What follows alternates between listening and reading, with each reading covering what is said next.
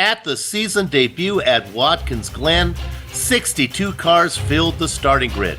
While the defending champion struggled, a former champion returned to the top of the point standings. Today, Absolute Beginners League brings Formula Neagle to Imola for round 2 of 8 on the season 10 schedule. And all the Skip Barber open wheel action from the green flag to Victory Donuts can be seen live as it happens here on the Global Sim Racing Channel. Ciao everyone, and welcome to GSRC's Countdown to the Green. I'm Bill Soupzon. Joining me in the booth is our Skip Barber expert, Joe Beek. Turning the knobs and pushing the sliders is our director, Amjad Yaman, armed with camera locations created exclusively for GSRC by its in-house director of photography, Dougie Beard. GSRC's coverage of Formula Neagle is made possible thanks to the good folks at ilovesimracing.co.uk, the home for your personally created button boxes. I love sim racing your way. If you were with us last time from Watkins Glen, you saw two-time and defending champion Aeronum get to the lead quickly. However, an early tangle with Elliot Mimi forced Num and fellow frontrunner Johan van der Velde out of contention for the win. Another big-name driver who suffered a similar fate was former champ Johan Heilberg. Season 6 champ Twan Tram, Pierce Cocky, David Third Degree Burns, and Bastian Hausman comprised the four-car train that led much of the way. Tran's notorious fuel conservation strategy got him to the front alone, and after 70 minutes of racing, Tran was first to the checkered flag. Hausman clawed back from a slow pit stop to nip Burns for second by 1/1000th of a second. Now today, Joe, the last time Formula Neagle was here at Imola was last season's for round 3 when Aeronum, on his way to his second championship, edged out Pierce Cocky to the checkered flag by 3/100ths of a second. You know, I wouldn't be surprised if we see another close finish today. Absolutely, Bill. Draft isn't as big of an issue at this track as it is at Watkins Glen, except on the start-finish straight. And I'm sure there will be drivers glad at having that last-ditch chance to overtake if they need it. But even in the underpowered Skippy, Imola is still a technical and demanding track. With only 17 turns and 3 miles, drivers will be busy. Originally built in the 50s, it succumbed to the same demands most modern tracks face and slowly added a plethora of chicanes over the years. Despite that, it retains a lot of its original charm with the severe elevation changes and gorgeous scenery. You toss in a typical nearby Italian town and some wonderful Italian corner names like Tosa and Acqua Minerale, and even the most hardened race fan has to crack a smile visiting here. But to put an even bigger smile on your face, let's hop on board the GSRC lap guide and get a driver's eye view.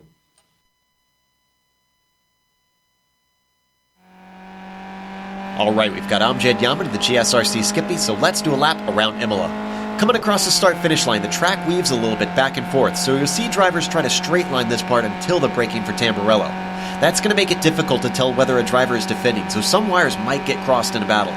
Now we slowed up for Tamburello, which has 3 apexes, but in the Skippy, the first 2 are all you really need to care about. Like most chicanes, back up the first part to open up the second, and then in this third left-hander, keep your foot in it and swing it around the bend. From there, you've got a short rush to Villeneuve. This chicane can sometimes offer a passing opportunity, but it's tough. The first apex is the faster one, so it can make the entry a little sketchy. It also means the second one is easy to get over ambitious with. Not much time to think though, because up next is Tosa.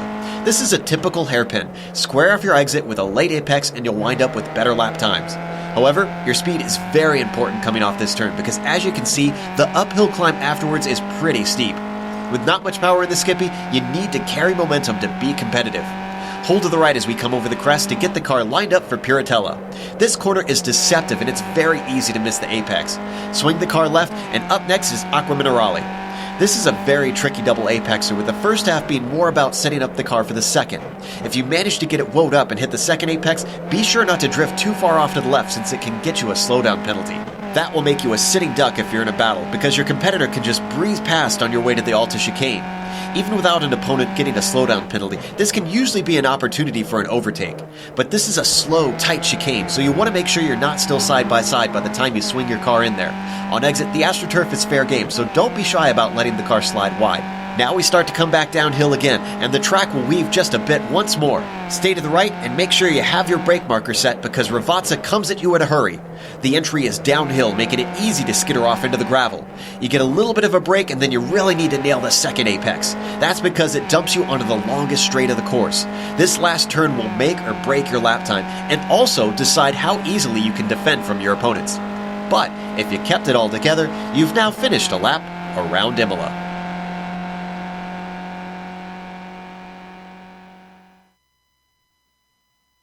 I'm Jed Yama behind the wheel, and the man next to me in the booth, Joe Peak, behind the mic, taking us around Imola. Now let's take a lap around the point standings. With only one race in the books, the championship pretty much reflects the round 1 results. Mama Jean Racing sits 1-2 with Season 6 champ Tuan Tran 3 points ahead of teammate Bastian Hausman. David Third Degree Burns transferred over to DBR2 Two Stupid Dogs and sits in third, now 2 points ahead of newcomer Andrew Leach of AM Racing Team. Former privateer Pierce Cockey signed on with Draco Racing to round out the overlay. Conspicuous by his absence is two-time champion Errol Num, who finished out of the points at Watkins Glen. Now, moving to the team championship, it was all about Mama Jean Racing with Tran and Hausman combo going 1-2 and putting MJR in front by 14 points. A new team to the series is AM Racing Team, powered by Andrew Leach and Michael Hoffendazen. With fan favorite Wojciech Podolski sitting out Season 10, that made room for David Third Degree Burns to come on with team up with Podolski's old partner, that would be Vincent Bream, for DBR2 Stupid Dogs as they sit in third. Another new team is Draco Racing with Cockey and Cooper Collier paired together. And no Formula Neagle team overlay would be complete without at least one flavor of Bushfink.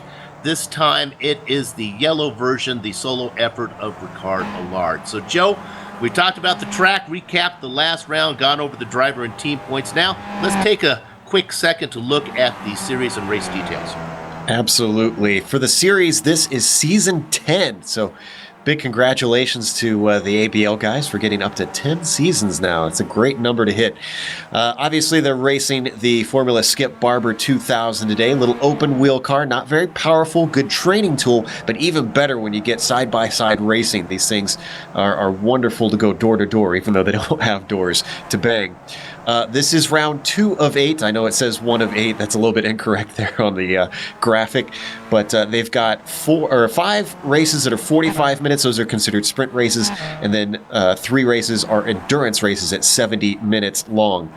They do have 0 drop races, however. So you got to perform every race. You got to show up every race. So you're probably not going to be able to win this championship because results really matter. You have to be consistent as well as fast.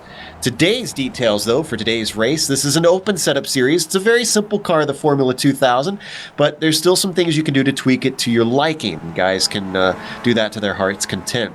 There are 2 stops today, if I'm seeing this right. Actually, 1 stop, excuse me. So with this being a 45 minutes race, so a little bit of misinformation there. But 55% fuel, so that's why they've got 1 stop out there in this 45-minute race. They have 3 laps out there by themselves in qualifying, so they can't hope for any sort of draft from their teammate. But if they have any incidents in those 3 laps, that lap that they had that incident on discounts that lap. They got to get a clean one in. As I said, 45-minute race out there. Standing start today, so we're going to have to hustle to read through the names after qualifying is done. And there is only local yellows, no full course cautions. If you have a problem, you don't get a chance to get the pack bunched back up.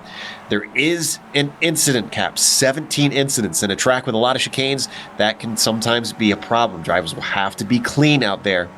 The other issue that they have to worry about, there's no free repairs, Bill. You break it, you buy it. These cars, as we just saw demonstrated going over the curbs there, the car behind the graphic, they can get damaged and it can slow them down. They got to be careful, and it's going to cost them time if they have to get it repaired during their pit stop. Dynamic weather out there today. Current weather conditions, we're looking at clear sky, 79 degrees. Track 106 degrees. Going to be slippery, which also makes it difficult in these chicanes if you lose a little bit of grip and it starts to come out from under you. So you got to race clean, and going to present some challenging conditions for these skip barbers. Yeah, we talked about that track condition, especially with the little tires that these Skip Barber machines have. There a lot of slipping and sliding. Some of these guys, I think, actually plays to their advantage. When the going gets tough, I think it kind of rises the talent level up. Definitely. And especially, even though this is called the absolute beginners, I know we say it all the time, but for new viewers, it really is not beginners out here, or strictly beginners. There's some guys that might be a little bit fresher to the car, but you got all different talent levels. And really, guys at the sharp end have their limits pushed when they get these slippery conditions. I know you hear drivers complain a lot, and boy, Bill, we know that drivers love to complain, but it's the same for everybody out there. So when you get these slippery conditions, you got to deal with it. Absolutely. And let's talk about qualifying a minute here. We have seen this series little by little over the seasons get bigger and bigger and bigger. Now these fields are huge. That really puts the pressures on drivers. They cannot afford to make a mistake. If you had a bad qualifying time, maybe you're looking at maybe 3 or 4 spots farther down. Now if you have a bad lap, my goodness, Joe, you could find yourself 30th. Yeah, boy, you don't want a problem on the first lap, because before coming back through 20 to 30 drivers in seasons we've seen prior, that's doable. You can get in the top 10. If you have to come back through 40 drivers, that's a lot harder ass. That's going to slow you down a lot more. So those first lap mistakes are going to be a lot more painful. Let's talk about fuel so much and drafting here. So much of this series depends on drafting. Not quite the same as we had at Watson's Glen, but still could be a factor here, right? Yeah, I mentioned it in the intro. The front stretch is really where it comes into play. Leads down into a great braking zone into Tosa and gives you an opportunity to pass. And sometimes even you'll be able to draft pass before you get to that braking zone. The area where it gets weird here, Bill, is that front straight is not straight. It's got all kinds of bends. You can kind of see here as we've got a driver coming into the pit lane there. It weaves back and forth. It can be very easy if you wanted to be a pain in the butt to just kind of drift across the track, make it hard to tell which line you're going to be taking to the car behind. So if you're the car behind, you have to make it definitive and pick your side early. Okay, it's time for the segment that is the fan favorites. It's Peak's Podium Picks. We haven't had a successful pick in a long time, Joe. Let me get you 3 podium calls here. How many guys do I have to choose from here? 61? Yeah. So let's see. Ironom's hard to go against. I'm going to go for him for the win. He's been strong before, even though he had a bad first race. I think he's a good pick for first. Tuan Tran. He had a win. I don't think he's going to be able to repeat that, but look for him for second place. And then Leach. Leach is the new guy. I think he could get himself onto the podium for a third. And we're going to go to that grid pretty quickly here. It looks like it's just about finishing up. We'll let the director tell us when we want to go to that. Let's go ahead and bring it up since we have such a large field. I think most everybody has their laps in by now. So let's go ahead and see who's filling it up. Well, it's no surprise to see the Roland Estolian up there. Inside of row 1 on the pole, outside of him is Pierce Cockey. Row 2 is going to be made up of Tuan Tran and Jefferson Padovani. Andrew Leach, that's Joe's pick for one of Peak's Podium Picks. In there in the 5th spot, outside of him in row 3, David Burns. Mikael Engstrom and Mikael Hoffendawson make up row 4. Row 5 is going to be Ricard Allard and Vincent Bream. Joe? Javier De Diego in 11th, followed by Johan Hallberg in 12th. Then we've got Neil Bamber bringing up the Baker's Dozen spot with Johan Vanderbilt in 14th. Edward Van Velsen in 15th, followed by Stuart Mathers in 16th, Rodrigo Fiera in 17th, and Liam Quinn in 18th. And rounding out row 10, it's going to be Joachim Lundgren in 19th and William Martins de Silva in 20th. The 11th row is Andy Moore and Cooper Collier. 12th row is going to be Kevin Mills and Nails McGinty. They're going to be followed by Mark Riddell and Tony Matthews into the 26th spot. 27th to 28th is Andy Bonar and Ricard Colombe. Richard Katz and Anthony Robinson make up 29 and 30th. Joe?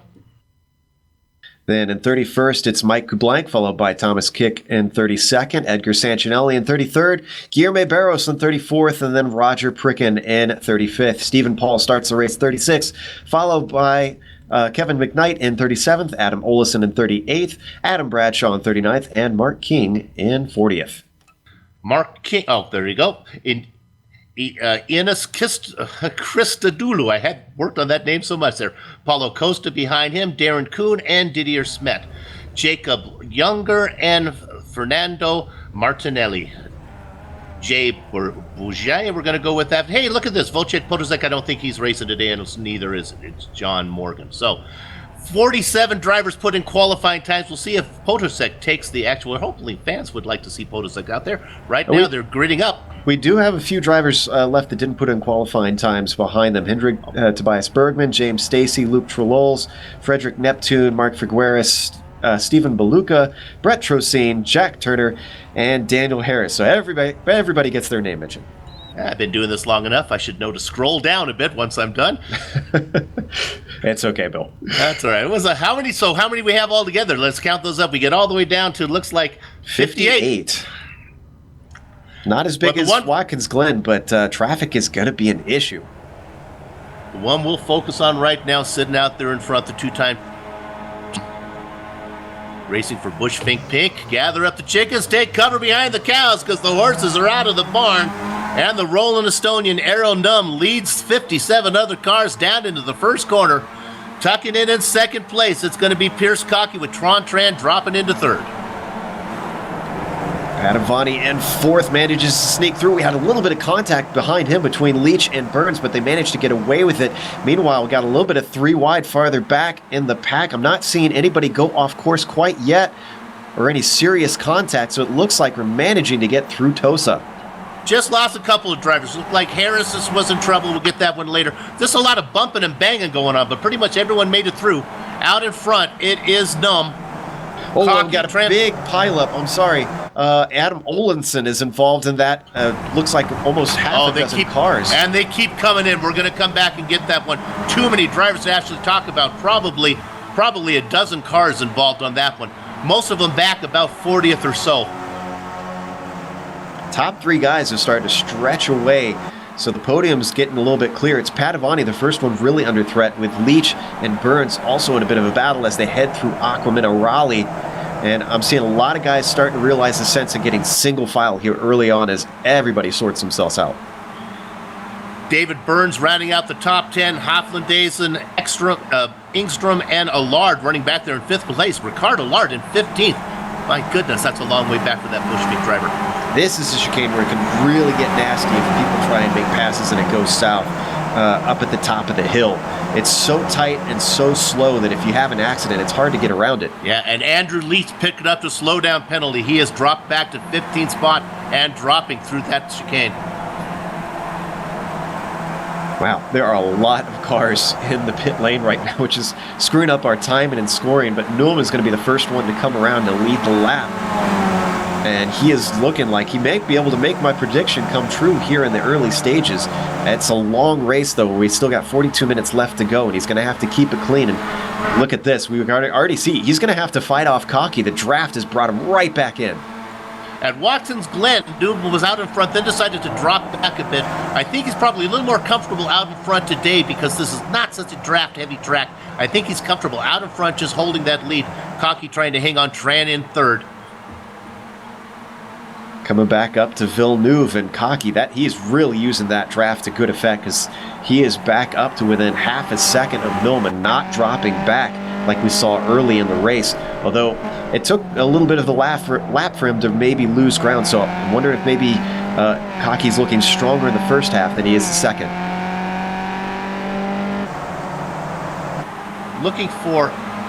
We have a hard charger in here. Look at the driver currently running in 27th position. Maybe we can go to him real quick. He's in 28th position. Luke Trulules. He's up, my goodness, 22 spots. You can see him on screen. And give him another spot as Tony Matthews has spun in front of him. So give him one more. Yeah, we'll go and take a look at that later. But Matthews, he did that all by his own. Just got on the power a little too hard coming out of the hairpin. Top two drivers now beginning to distance themselves. Yeah, Cocky beginning to pull away, Joe. I think Tran's having a hard time staying with him.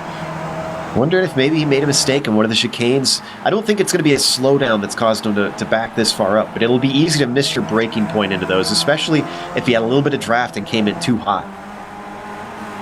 Let's go all the way back to 18th spot. This is De Silva. Just got around Edward Van Velsen. moving up into 18th. This is a totally different animal than what we saw at Watkins Glen, where it was basically Talladega with twistiness. This is much more single file.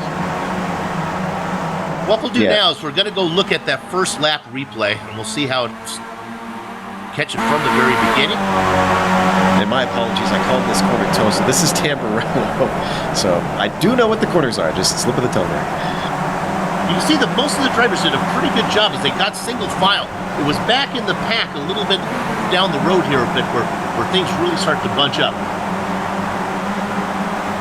Yeah, we're going to see coming into Villeneuve here, this second chicane, it's got a fast entry, which means it can be very tricky to come in here too wide and then get it slowed up for the second half. You can see it started in the first half. Guys just not being able to tell exactly where on the track the line people are going to take. And then they just kept piling in. Too many actually to list. It was probably 10 to 12 cars that were involved in this. We're right on board now with Paul. Let's see if we can see what happened here.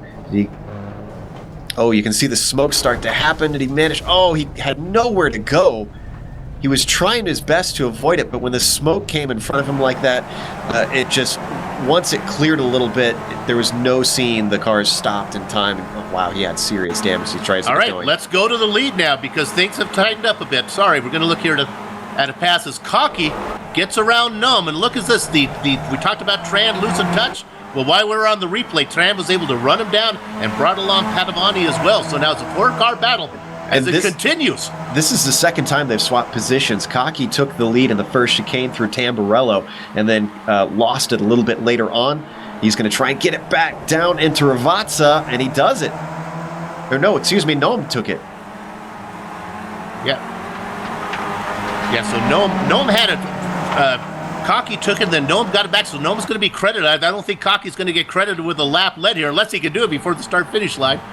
He might be able to.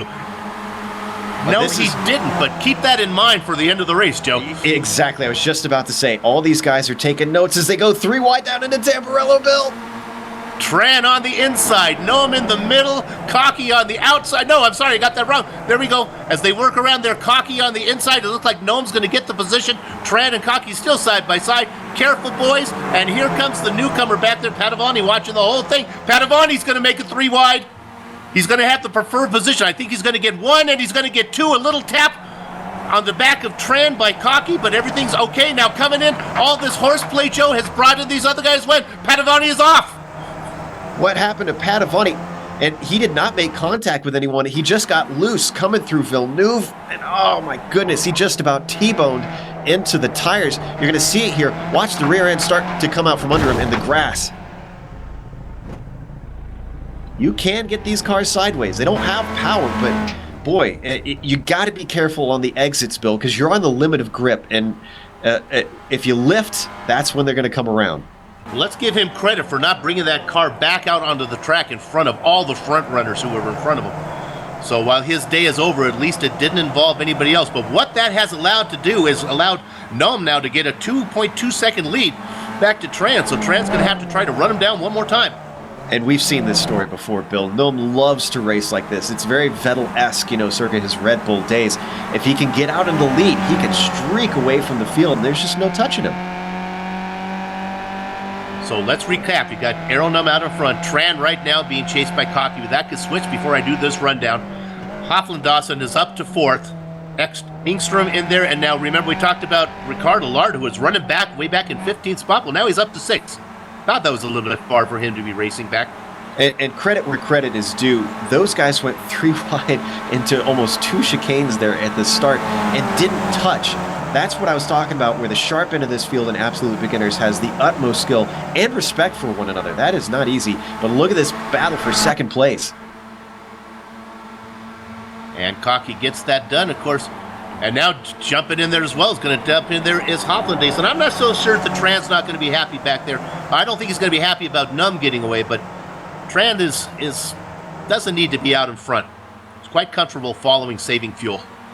Yeah, if these guys are smart right now, they really need to be working together, and they need to figure out who's got the fastest average lap time of the 3 of them and can be in the front and start towing them back up to Noam. If they battle like this and try and go into corners side by side, they're only going to lose them more. let's go back to 8th position. Talk about the competition, the talent curve getting steep. How about former champion Johan Halberg running in 7th, having a hard time staying up with the leaders. Right now being challenged by Bambi. Neil Bamber having a good run in 8th position there. Vincent Bream, another champion, in 9th. Newcomer Stuart Mathers in 10th, and still in the hunt is, Leach is a little bit farther back in 11th. Mathers really trying to wheel that car. He came into Piratella very hot, and that lost him some time up to Brame, as now they work their way through Aqua Minerale.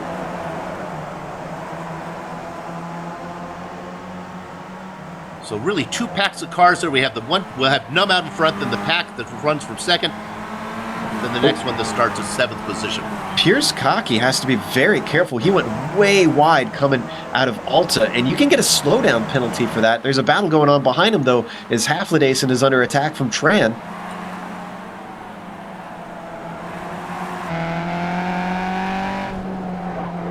Working their way through Ravazza here. Good job. Yeah. I think that Tran was maybe waiting for this moment here where he knows he's going to get a nice tow and he can just slingshot by a lot easier. Those guys are also going to reel in Cocky here in a moment. You can see now going side by side up to the outside. Here comes Tran. Oh, and here comes Haflidason. Now he's caught Cocky. So Tran decides it's not worth trying to go 3 wide here. See, Tran is thinking big game. He's thinking, okay, we can't go into the corner 2 wide. That's going to just slow us down. And the good news is these guys are holding station with Numb. 2.2 is still the gap. So right back there is fine. And Tran can make this up. Only looking at 1 stop today. This season, they have reduced the fuel from 65 to 55. So that's going to narrow the pit window a little bit here in this 45-minute race. Actually, I think they're losing Numb. Let's see if... And we've got a car off Bonar. Bonar looks like he got touched from behind, and actually maybe Kaz, but I don't want to put the blame on Kaz. I think Bonar might have been off pace a little bit. Then Nelson also involved in that incident as well. Bonar got the worst of it, though. Well, we're back live now, though, and looking at Bonar, he's limited damage to 26, which, crazy to think, that's only halfway through the field, Bill. Yeah, no kidding. And let me just confirm that Kaz he was perfectly, had no fault in that one. There was trouble in front of him. This battle for second is still going on, though. Haflidason still riding behind Cocky, as Cocky once again using up a lot of the track. Haflidason not so much, and Tran's got a nice run on him. Is he going to try and see if he can get by him down into Ravazza? Ooh, it looks like Haflidason is feeling threatened, Bill. He's going defensive. We've seen Haflidason really pick up his game. We saw him come on to about midway last season. Gradually, he has worked his way up to be a front runner right now. And yeah, Tran all over him. Now, what happened to Ricardo Lard? He's disappeared. Did he lose connection, maybe? Yeah, I don't see an incident for him. Haflidason got to run. He's going to draft past Pierce Cocky. Is Tran going to follow him through here? No, Tran once again backing out. Now, the one thing that they can hope for, Bill, because it's now up to 4 seconds, they are losing Eero. Once traffic comes into play, that's their only hope at this point, unless Eero makes a mistake, and I really wouldn't be betting on Eero making a mistake. No, I think the Roland Estonian is happy with the way things are going right now. They've already caught some. They've just lapped Adam Olenson. And this group is going to be coming up on him now. He's all the way down in 36th position.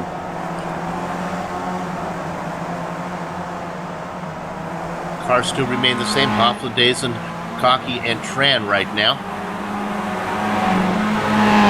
You can see at the very back of your screen there, Ingstrom. That's Mikael Ingstrom trying to get onto the back of Tran. He's real close, Joe, to getting in the tow here. Bill, hold on to a bear claw, because Olenson did a great job. He saw the 2nd through 4th car coming and just pulled over, and he's doing it once more. He knows that he's not in this with 31 minutes left to go. He's way down the order and just kind of letting the leaders get by here.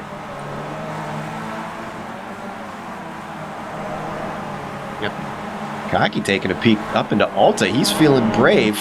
Not brave enough to make it a legit pass here, but he was thinking about it. He's trying to see what he can do to Haflidason. Let's drop back a bit and see. Let's take a quick look here at the 7th position. We're going to look in, I guess it's 8th position. Vincent Brame in a battle here being chased by Stuart Mathers. Mathers, a newcomer, looking to maybe peek in here. He's got a nice run. See if he ducks in on the inside. Nope, just going to wait behind Brame right now. Ooh, took a look at the apex, though. He was on the inside of him.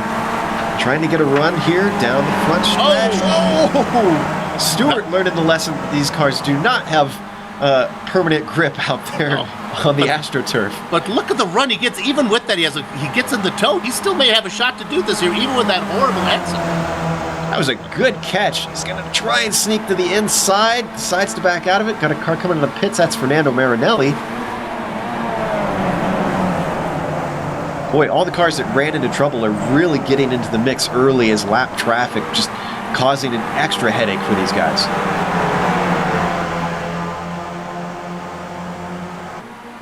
Nice little battle. Maybe we can drop back. If that settles down a bit, we can look at 17th position.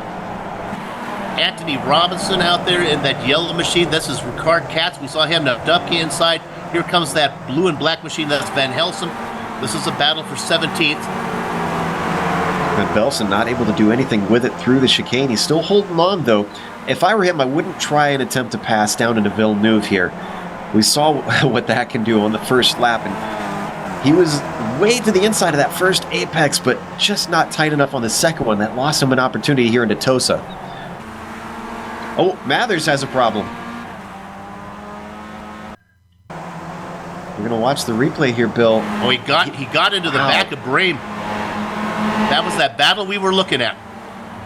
He didn't just get into the back of him. His car glitched inside of him. Look at that. He plowed into him.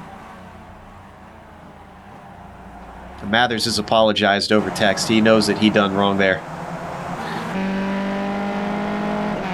That's always the worst feeling, Bill, when you're the car behind attempting to pass and it goes terribly wrong.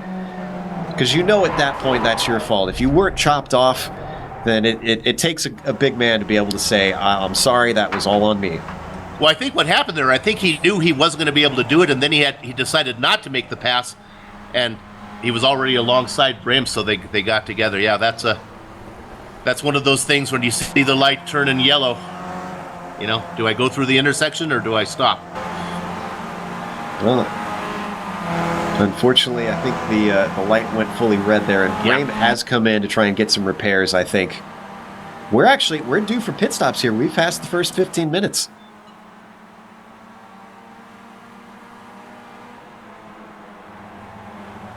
Engstrom not able to close in on the back of Tran as we look there at our leader. Yeah, he's stretched himself out to about 7 seconds 0 nom over Piers Cocky. Cocky, you remember, we always talked about him being right up there with the top guys in previous seasons. Look at him now, though. He's in second place, and he's looking very strong.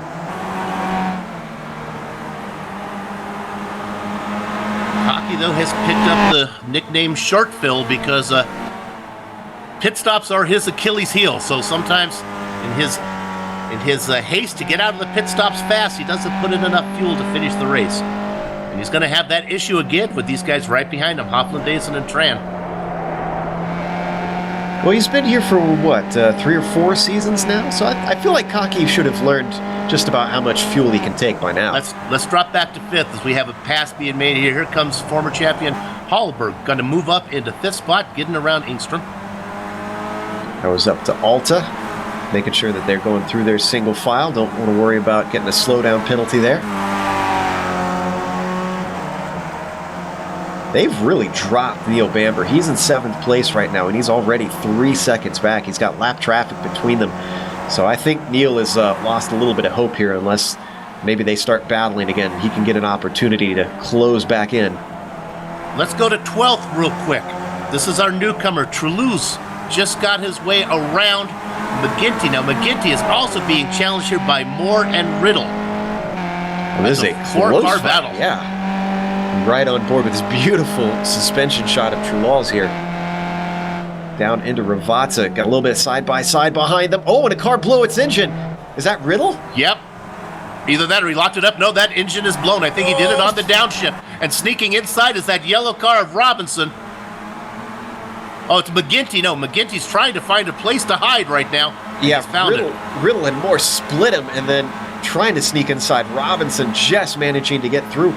What happened to Riddle, though? He's slowing down. He might have got a cut course. Let's watch from above. Just watch this green machine. Boom, there it goes. When you downshift too fast in these cars, it will destroy the engine. Man, credit to Robinson, just barely getting in there. Yeah, and McGinty as well for keeping a nice straight line, letting the guys find a way around. Riddle's still in a great battle here, actually, with Robinson.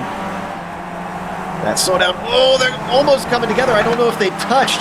And it's Robinson that came out the worst for that, having to take off to the sand on the outside that slowed him down. He's trying to get back past Van Velsen and Kaz now, but he's lost 2 more spots.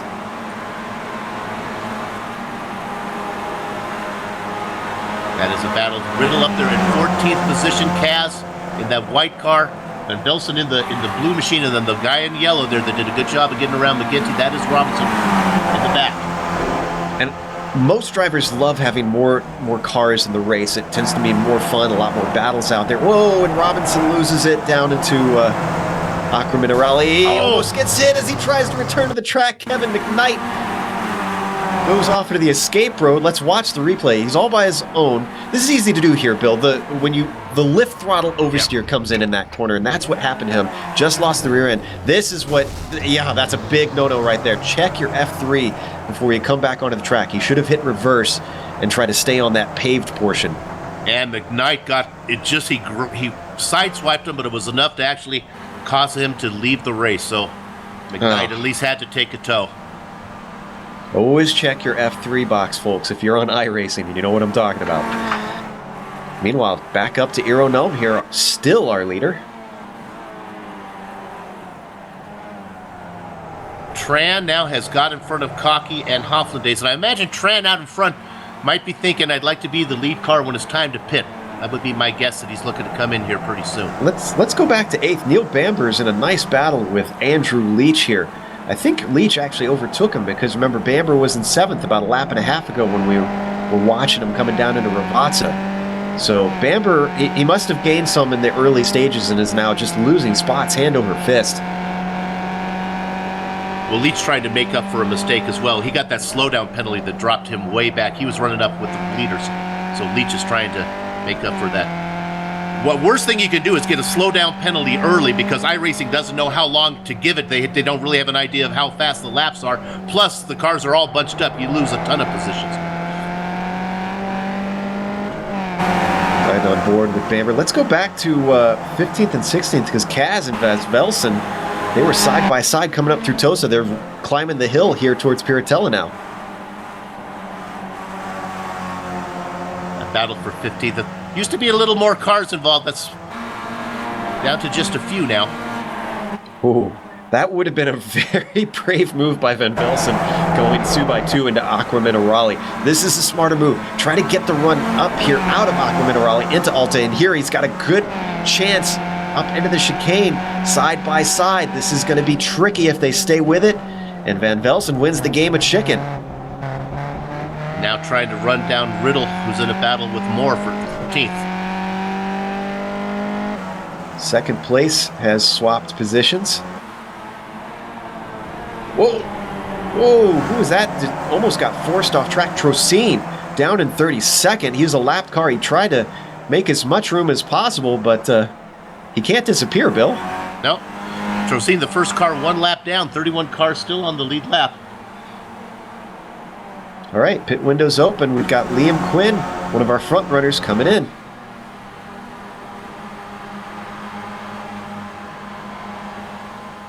And while that goes on, Errol Nunn makes his way around Daniel Harris now. So Harris goes 1 lap down, 29 cars on the lead lap. Well, one thing that I was talking about, trying to get to earlier, Bill, was that when you have more cars like this, it is more fun for the drivers. Most drivers prefer a bigger field like this. The problem with it is exactly what we've seen. You get in a battle, More cars means you're more likely to have someone close behind. So as soon as you start fighting, you could just start losing position after position because things bunch up behind you. And there's, person after person ready to take your spot.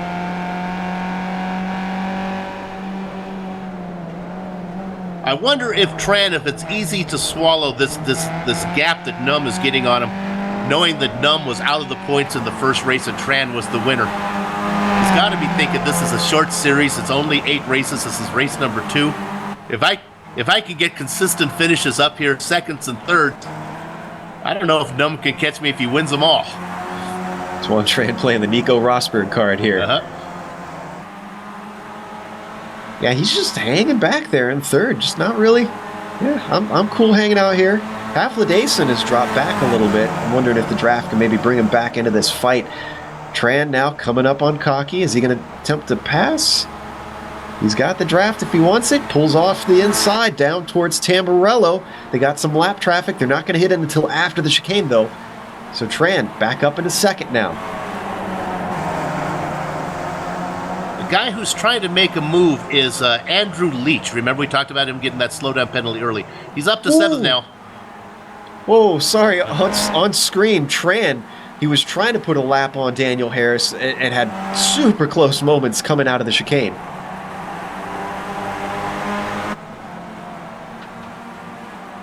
And we see Tran who's able to keep himself safe. Now we look back at Leach, who's trying to run down Engstrom. He's got a lap car between him. He's got Brett Trozine. It's good to see Brett in this series. First time for him with GSRC. Covers a lot of series that he races in. Hallberg and Engstrom running 5th and 6th right now that Leach is trying to run on. Remember, Leach is teamed up with Hoffendazen in that new team that's entered. So these points are valuable, Joe, even back here, even if they're not looking for individual prizes. It helps them with their team scores. Yeah, you always have to remember that you can help your teammate no matter where you are. Although I believe the points only still go down to 15, correct? Yeah. So you do gotta hustle. You can't just kind of lay back. You know what, Hallberg getting nice and close to lapping Daniel Harris here. Following the same problem that we saw with our leaders earlier coming out of the chicane, not expecting him to be so slow on the exit. That hurt him a lot. And now he's got Engstrom all over the back of him. I think Engstrom could have... Oh boy, he got really close there. I think Engstrom happy right now to stay behind the former champ. Yeah, Engstrom's a smart cookie. He knows that he just needs to wait for right here. Oh, and they're both heading in. All right. So that's how you stay behind him, huh? I thought he was going to have the draft, but no, there's no drafting on pit lane. Let's go up a pass for second right now, as if it really means anything. I'm not so sure. Oh, my goodness. Tran almost got punched by Hofflidazen. Hofflidazen did a good job of getting off the skinny pedal there. Bill, stay off the gearbox. It means something when you run into the car in front, though. So Hofflidazen does have to keep his head on a swivel here. With them, anytime they go side by side like that, they're going to be a little bit slower, and he has to give them a little space.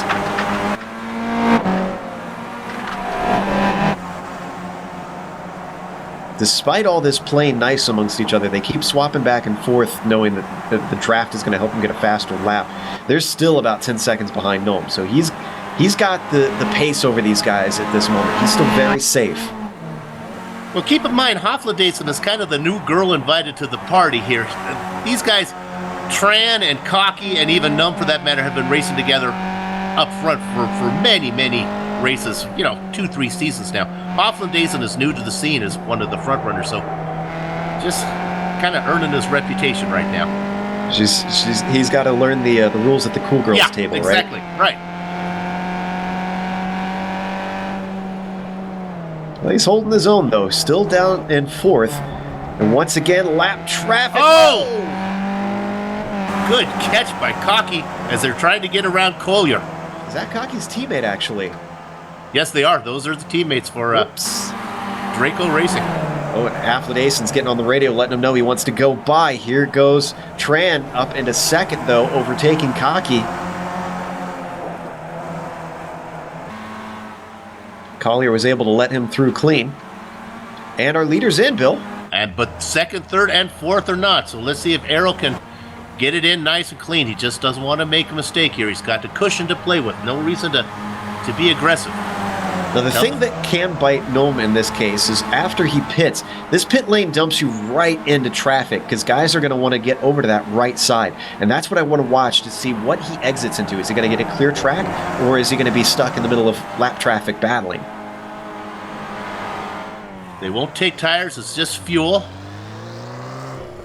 I think he's going to get a good break here, Joe. I think he's going to come out with maybe a couple cars that are going to get by him. Olinson is coming by. Let's see, he's starting to pick up speed now. James Stacy's going to be able to clear him. Yeah, oh my goodness, he has got a huge bit of track behind him. Unfortunately, he kind of wants that in front of him because now he's going to have to overtake all these cars. Yeah, there is nobody in front of Olinson. Olinson running 34th, 35th, and 36th. Oh, that's actually Mathers in 5th, so Mathers may actually come off and take his pit stop next time around. The question is, how long will Tran run? Tran's been back there, well, not saving fuel right now as he's running in 2nd. Yeah, unfortunately, that's one thing that you can't... It's sort of a trade-off, Bill. You could either hang back behind these guys, which is kind of what Haflidason has been doing. He's the most likely to be able to try to jump them in the pits with less fuel, like you said. But those guys in front, they're trying, both Tran and Cocky, to get as much speed as possible. They're not worried about using the draft to try and employ the other strategy card. Tran right now, if we're watching, getting a little bit of a toe off the back marker of Mark Faguras. Hopefully he shouldn't be slow enough that he's going to slow these guys down in Ravazza here. Yeah, I think they're going to be able to time it just right. Give him a nice toe up the front straight. Coming in this time, Tran says yes. Cocky says yes, Haflidason says yes. There you go.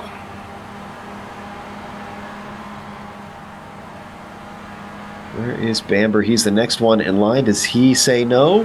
He says yes. 13 minutes to go, so we are getting towards the end of the window. I think we're going to see more and more guys peel away. All right, Numb now just coming around the final left-hander now. And he's had to get by both Thomas Kick and James Stacy. That's going to slow his lap down a little bit. Probably not 10 seconds worth, though.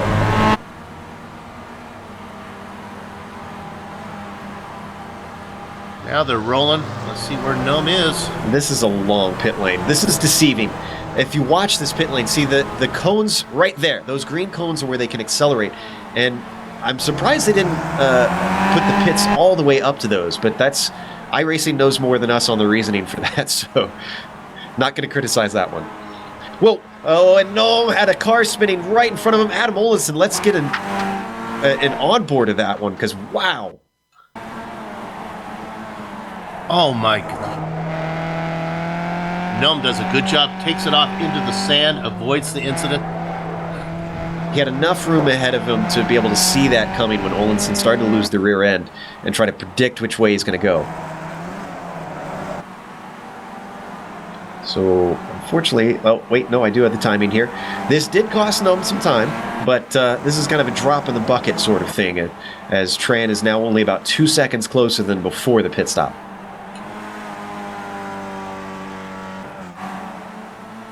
And they've dropped Haflidason, Cocky and Tran. Despite being in front of Haflidason, either they took a little bit less fuel or just had a little bit of a quicker stop. Yeah, he was in the lane for... Haflidason was in the lane for 53 seconds from cone to cone, 47 seconds for Cocky. So there you have it. iRacing does randomize the pit time to try and simulate a real-world pit crew. I don't know if they give that much variance in these cars. 5 seconds difference is a lot. I love these onboard views where we can see the wheel of them just sawing away.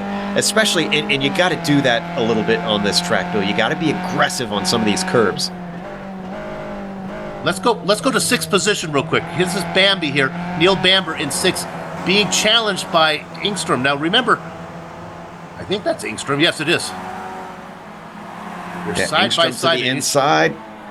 It's going to outbrake him, but he goes a little bit too hot down into Ravazza. Over under for Bambi, and he gets it right back. Now, remember, Engstrom was in that battle. Remember, he was trying to hang on to the back of Hallberg, but Hallberg is long gone right now in 5th spot. Bamber having a great run, 6th for him. This is really a good race for him. Absolutely. What happened there, Bill, is coming down into Ravazza, it's downhill braking. And so whenever you overshoot your braking into there, it just compounds things. And that's what he did, being on the inside, just slightly offline, not enough grip, and it sent him flying.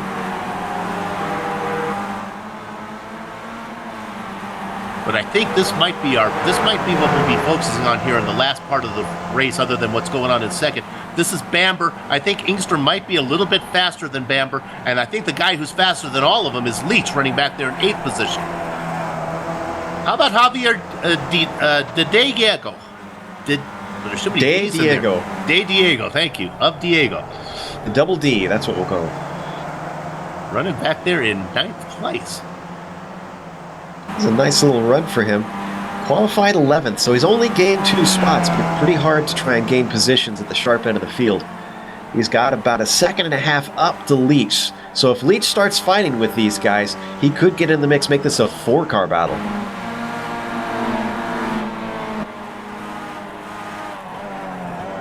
We don't need to go there, but let's give a shout out to Luke Treluz, who started, he's our big mover, started in 52nd position up to 13th. 39 positions gained since the start. And actually has Mark Riddle in his sight, so we'll keep an eye on that one. Could still be gaining more throughout the rest. Let's head back up to let's stay on Trelolz. I'm sorry. He's our closest battle up at the top at the moment. Nothing going on for second. That's still Cocky out there with Tran following. Riddle's being a nice, cool customer here. When you get a car starting to gain on you like that, you really have to stay cool. Focus more on hitting your marks and what you're doing rather than watching your mirrors. It depends on everyone's different though, Bill. Some drivers can handle looking at what the times are and trying to see where the other driver is fast to gather that information. Some other drivers are made nervous when they look at their F3 box and try and pay attention to that stuff. Those drivers need to just turn that box off for a moment and try and worry about their driving. I call the F3 box the grass box for me, because I notoriously look at it and I end up on the grass. Let's look at this battle for P6 right now. This is Bamber again, holding off Engstrom. Engstrom, remember, he made that pass already and then he lost it on the over-under. Bamber trying to defend him, and all the while Leach running these guys down. Up through the hairpin at Tosa, got to get on the power nice and early. This is a very steep climb uphill, so you really need as much momentum as you can. Bamber's under threat because Engstrom's got the draft. If he wants to, he could try to sneak inside, but there's not a lot of braking here, Bill. Very clean from Bamber. Yeah, I think what Engstrom is what's making him hurry so much is he sees the guys coming, not just Leach, but also De Diego is coming on as well. This could turn into be a really tight battle for 6th between 4 cars. I'm looking forward to that. 2-car battles are exciting. You get 4 cars, and there's so many question marks, unknowns about what's going to happen, and you can take advantage of any sort of side-by-side that slows guys down ahead of you. Let's put a period on the sentence that was Treluz and Riddle. Treluz actually got that spot up to 12th now, so make him up, I don't know how many that is. 40 spots now? Yeah, 30, something like that. My gosh. I think that might be the end of the run, though, because he's got a long way to go to get to Mr. Excitement, Liam Quinn, running in 11th. Back for this battle for 6. It is now indeed a 4-car battle. Oh, sorry, we've gone to 2nd place because Tran has overtaken Cocky once more. And now that starts to mean something. We get down to 5 minutes to go. Tran's trying to position himself where he wants to be. I would think, Joe, at this track, I want to be out in front of the guy I'm racing. Yeah, it's a lot harder here than it is at places like Watkins Glen to try and slipstream by. We saw already earlier on, you can just about nail it if you time it right, coming to the line out of Ravazza. But that's a big risk to try and be sneaky on the guy ahead at the final lap. So Tran now, I would not say comfortably in 2nd, but he's out there Right now, holding down second. Let's go back and see how that battle's shaping up here with Bamber. Looks like Engstrom is being challenged. Oh, that's Olsen. That's a lap car in the mix now. Yeah, he's going to be able to get out of the way right here. Just going to lift on the way up the hill. Yeah, there he goes. Well, that's his teammate there that he's letting around. That's Leach gets around. At least I think they're cousin teams. What that has done, though, is let Bamber get away. Bamber doing a good job. He's got a real chance of holding off Engstrom. Yeah, and now Engstrom has... Whoa, big slide there from Javier coming through Aquamena Raleigh. Just lost grip, but held it nicely, kept it from looping around. I was about to say, Engstrom has less to worry about Bamber now, more to worry about Mr. Rich and Famous behind him, because Leach is putting the pressure on. Champagne dreams and caviar wishes, or however that is.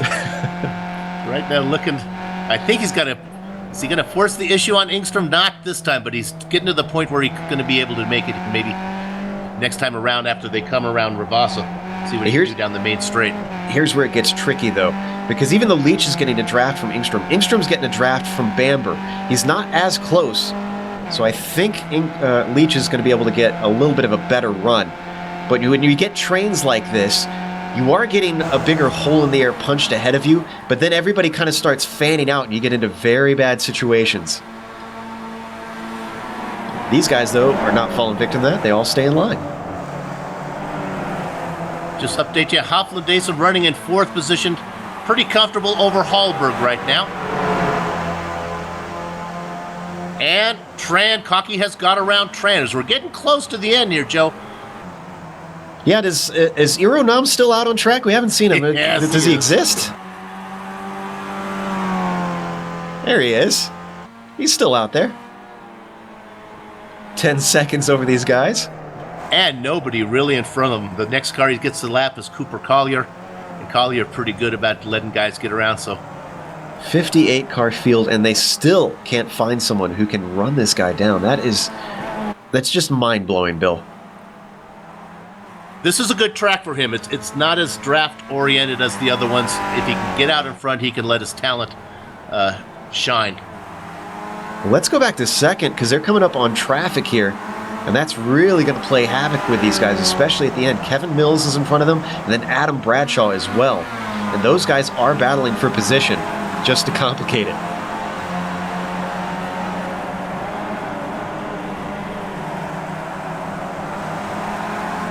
Come on now. This is it. This is Rabasa. This is the final left-hander there. This is where you'd look for a guy to get a run. I think Tran, if he wants it, he could really force the issue. Let's see what he wants to do. He's going to shoot down the middle. It's do or die time. We're in the final 3 laps here. Made it 3 wide, but successfully. A little bit easier on the straightaway. And Cocky is going to want Mills to slow up here. Yeah, and give him the line. Now he does, finally.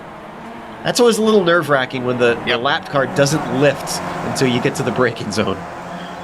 Now they got Adam Bradshaw in front of him.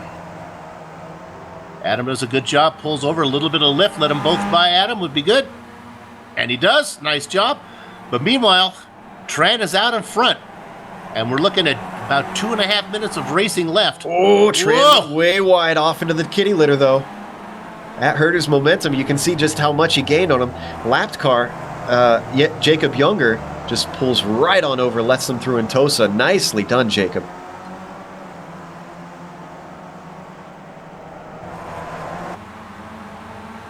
On up the hill, back to Piratella. Cocky still having to be on the attack. He's nice and tight into that apex. It can be so hard to hit it. The lift throttle oversteer definitely helps you do that. Rotate the car and just get it right into that curb. Now with 2-minute laps here and only 1:40 to go, I would, if I can figure this out, I would think that when Num comes around this time, it would be the white flag. So if these guys, Tran and Cocky, if they had a spot where they wanted to make their move, they're only getting one more chance at it. All right, so where is it going to happen? Is Cocky going to try and take it too wide down the front stretch here? If I was him, this is when I would try it, is this lap and not try and slingshot by on the final one. He's going to get himself a run. Oh, he was nice and tight in there. Look at that. That's perfect. That's exactly what he wanted on Tran. But he's going to wait, and the white is out. He's got the run, and Tran's going to give him the inside, interestingly. Would have thought that Tran would try and defend.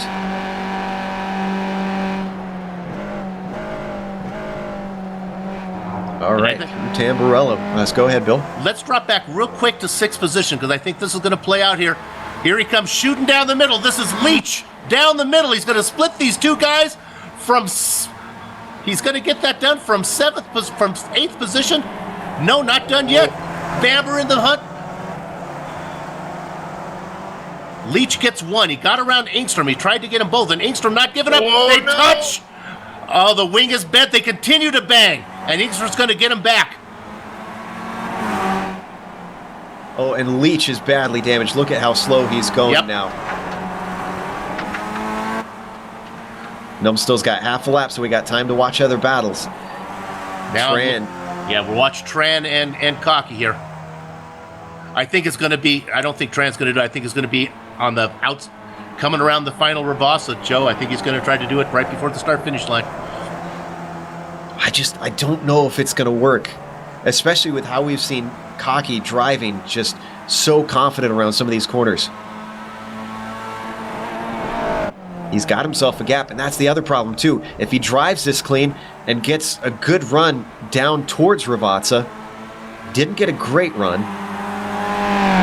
Noam's got one corner left here. And round number 2 of the Absolute Beginner League Formula Renault Season 10 is going to go to the Roland Estonian, Aero Num. He was no points the first race. He's going to get full points on the second race. Let's go back and take a look now at that battle for second. And I think Cocky's got it. I think there may have been even a slowdown for Tran. Or no, was there a slowdown for Cocky? Oh, Cocky slowdown. Tran gets it. Cocky gets the slowdown penalty. His second position to Tran, third to Cocky. Let's go back and check on Bamber. Looks like Bamber's going to get 5th. Well, it's Hallberg in it. Hallberg, look at this battle for 4th. Side by side. Hallberg got her. I think it was Hallberg ahead of Hofladozen. Yes. By 3/100ths of a second. Let's go to Bambi. Bamber gets 5th, and Diego, the guy who got, it was poor Andrew Leach. Once they got together and that wing was bent up, not only did he lose the position to Engstrom, he lost it to De Diego as well. He's going to get 9th, rounding out your top 10, Mr. Excitement, Liam Quinn. How about Luke Trelolls? My goodness. He is currently in 10th position, I'm seeing. I think it might be, it's a 10th. I think it might be 11th here when he crosses.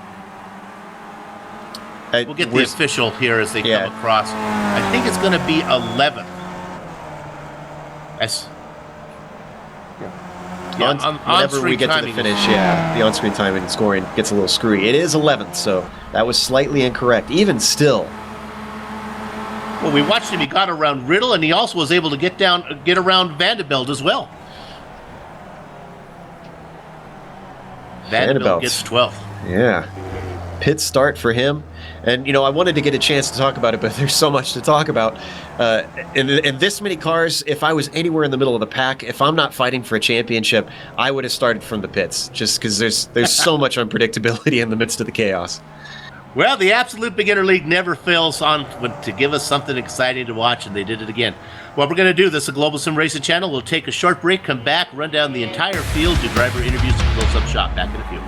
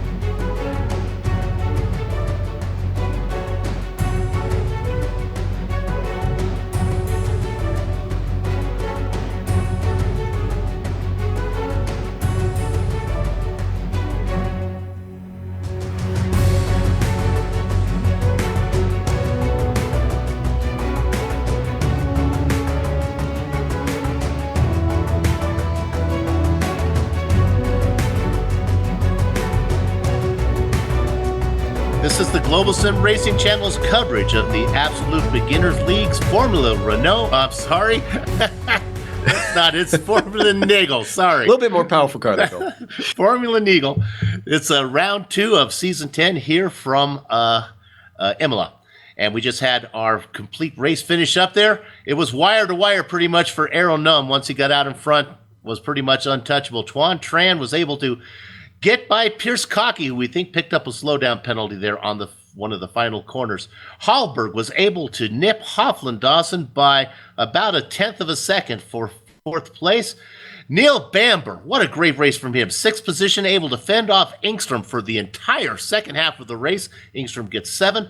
A newcomer, Javier De Diego, gets 8th spot. Andrew Leach, who we thought was pretty fast, had a slowdown penalty and then got an incident which put him down into 9th. Rounding out the top 10, Liam Quinn. Joe? Definitely the hard charger of the race goes to Luke Trollols in 11th, Johan Vandenbelt in 12th. And 13th, it was Mark Riddle, followed by Edward Van Velsen. We saw them having a nice battle a little bit earlier on. 14th Van Velsen, I'm seeing. Not sure if I called that wrong. Andy Moore finished in 15th, followed by Richard Kaz in 16th. Stuart Mathers, he came home in 17th. We saw some good fighting with him on screen as well. Andy Bonar had a problem earlier on in the race, and that slipped him down to 18th. David Burns came home in 19th, and rounding out the top 20 is going to be Edgar Sancinelli. Hidden Blackjack was with Anthony Robinson. Mark Figueras and Roger Pritkin go 22nd and 23rd. Last car on the lead lap in 24th, Cooper Collier. Adam Bradshaw gets 25th, first car 1 lap down. Kevin Mills in 26th. 27th goes to Ionis Christodoulou. 28th, William Martins de Silva. Daniel Harris gets 29th, and 30th is James Stacy. Adam Olesen in 31st, followed by Darren Kuhn in 32nd. Paulo Costa in 33rd, and we're getting into cars that ran into a lot of trouble. And at 34th, it's Thomas Kick, followed by Jacob Younger, who is very good at letting lapping cars by, in 35th. Then in 36th, it's Fernando Marinelli, then Brett Trocine in 37th, Jack Turner 38th, Jefferson Padovani in 39th, and Richard Colomb in 40th. And in the 41st position is Guillermo Barros. Tony Matthews behind him, Kevin McKnight and Nails McGinty in 44th. 45th is Vincent Brame. That's a tough finish for the former champion. 46th position, there's Stefan Beluca and Ricard Allard. Another, you would expect Allard to do better. He got that disconnection, though, that threw him into 47th. Rodrigo Capoletto Fiera in 48th. 49th, Didier Smet. And 50th is Jay Bourget. Mark King in 51st, followed by Joachim Lundgren in 52nd. Mike Blanc in 53rd. Stephen Paul 54th. Frederick Neptune in 55th, and then 3 cars did not start. Wojciech Podazek, John Morgan, and Hendrik Tobias Bergman, and that's our 58 car field. Whew! Hopefully people stuck through that, haven't left for a snack, Bill. We're going to have to up our pay if we have to go through all of those every week. Let's go ahead. I'm going to get to talk to our race winner today. It's a nice comeback from the no points race that he had at Watkins Glen. Arrow, congratulations on a pretty smooth win. Yeah, thank you. Well, the start wasn't smooth, but yeah. Yeah, Joe and I were talking that this track really plays, we think, in more towards your talent than something like Watkins Glen's, which is more draft oriented. It seems like once you get out here, you can start putting down some fast laps and leave some of the guys behind. Yeah. Actually, I just found the space last night, so I don't know. Let's go ahead and think big picture now. The best you can do is win a race. That's the most points you can have. Might be kind of hard to catch Tuan if he's going to keep finishing on the podiums, though. Yeah, it's still a long season, so let's see. And they gave you an extra race this year. Usually it's a 7-race season, so it might come down to that extra 8th race at the end. What you doing? Any other racing coming up in any other series? I'm doing GT3, and the Mazda Tour starts next month, I think. Got it. We've been watching that with you. Well, congratulations on your win today, and good luck in all your iRacing endeavors. Thank you. Errol Num, two-time champion, and your winner today, Joe. Well, looks like we've got Michael Haflidason, who had an interesting race. He finished 5th. We're going to talk to him, find out what happened about partway through. Michael, we were watching you hold on to the top 2nd through 4th position there with that group of Tran and Cocky. And we figured that maybe you would save fuel in the draft, and suddenly you lost about 5 seconds in the pit stop. What happened? Yeah, as you say, it was right. I was trying my best to actually just make the pit stop with them because I saw I had really low fuel. And so I had repairs in the pits, and I wouldn't let go. Ah, that's what happened. So maybe a little bit of contact or a little bit too hard over a curb, maybe damaging the car. Well, at the end of the race, you also had a nice little battle with Hallberg. Unfortunately, didn't come out on top. Did you expect him to be able to get you at the end like that, or did you feel safe coming in? I was actually hoping he don't get me. I didn't see who was the first because I didn't have my relative or stuff up like that. So, then I saw that I was P5 and then I got sad. Yeah, I can understand that. It's always gutting when you lose those drag races to the line. Well, with this being a little bit of a tougher track for higher powered cars, the Skippy I found was a lot of fun. How did you feel about this combination of Imola and the Skip Barber? Well, actually, this is one of my favorite combinations. So I've been testing a lot and I've been gaining time. I think that's what's put me up so high in the field. Because I started around 206 times and just practiced the whole week, and that's what's put me up in the field. Well, a top 5 is not easy in a car of 58, so I think you should be proud. Congratulations, Michael. Thank you very much. Michael Haflidason, 5th place finisher today. Bill, I think you got the fan belt? Yeah, let's talk to Johan Vanderbilt here. He had an interesting race. Let's go right to the start, Johan. Am I hearing it right that you started from the pit lane? Yeah, my iRacing crashed the moment the qualifying was almost over. So I came back into the session at the moment that everybody was already gone. Everybody was already driving. So I came out of the pits like P55, like 30 seconds trailing. So yeah, after that it was just give it all you get and try to catch the rest of the pack. Well, you got to be happy with a 12th place finish there. I know that you have a lot of new guys in there. Do you realize the guy that you finished behind, Luke Trululs, he started, you must have been seeing him ahead of you the whole way. He started, I guess, in 52nd position, finished 11th. So it must have been fun for you guys to work your way through the field. Yeah, well, I haven't seen Luke in the race that much. Only at the end I started to see his car, but yeah, it was immense fun to cut my way through the field like that. It was really tense, and especially the last lap. Like I don't know if you guys managed to see that one, but I was battling with Edwards and Mark Riddell, and it was just incredibly tense. Like at one point we were all under a blanket within half a second of each other, and yeah, it was just really good racing. It was really a lot of fun.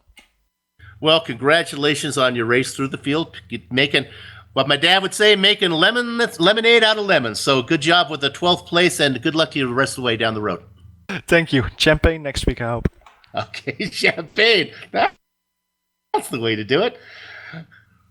And now we're going to wrap up one more. We're going to let Joe talk we're going to talk to Collier here. Yeah, Cooper Collier finished 24th today.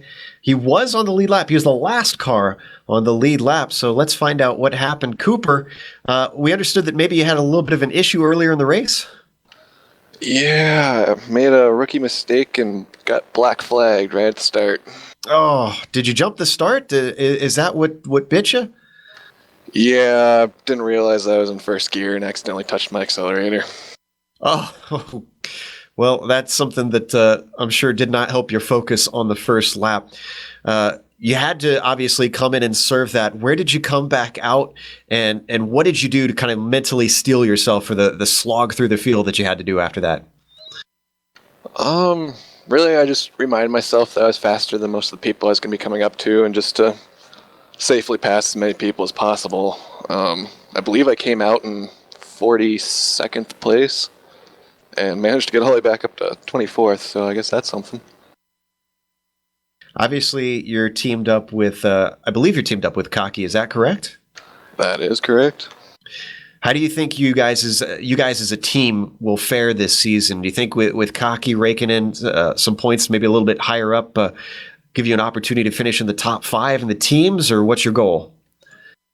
Honestly, yeah, I think we do have a chance. He makes up for all of my shortcomings when it comes to the points, and it just ends up working out for us. And he's been a great teammate, so I'm happy to have him. Well, I see that you're a Michigan driver. Where on the mitten are you? I am actually up in the UP. Ah, okay. So you're not even on the mitten. Well, thanks for coming and talking to us, and hopefully you have a little bit cleaner start next time. Maybe finish in the top 10. Hopefully. All right. That was Cooper Collier, 24th place at the end of today here at Imola. Bill, I think that's about time to wrap up it. Let's go ahead and do it. Let's give our thanks to the Absolute Beginner Leagues for organizing Formula Neagle and contracting with GSRC to broadcast it. Hey, also thanks to ilovesimracing.co.uk. I Love Sim Racing is a website where you will find quality made sim racing button boxes custom made to your own personal design, making your sim racing experience more realistic and fun. It helps you execute all those important in-race vehicle settings. You know, Hoflandaisen could have used this to turn away fast repairs if he would have had one of these personally made button boxes here, and pit stop changes, giving you the extra edge on track. All at a very affordable and competitive price. Working closely with you, it's their goal to create the exact button box layout that you've been looking for, to give you everything you need and nothing that you don't need, resulting in a box that is just for you. It works not only on your PC, but also on PlayStation 4 platform as well. ilovesimracing.co.uk, the home for your personal creative button boxes. Joe? Thanks to companies, equipment, and software that you see on the screen now we use for our broadcast. The original music you've heard on today's broadcast is thanks to Eric Ekholm and Casey Lalonde. See the screen for how to contact each of them. Next up for Formula Neagle will be in 2 weeks, February 12th, for round 3 from Mosport. Man, you want to talk about a tough track and a punishing track. I think we're going to see some casualties there. And GSRC will be there to bring you all the action, Bill.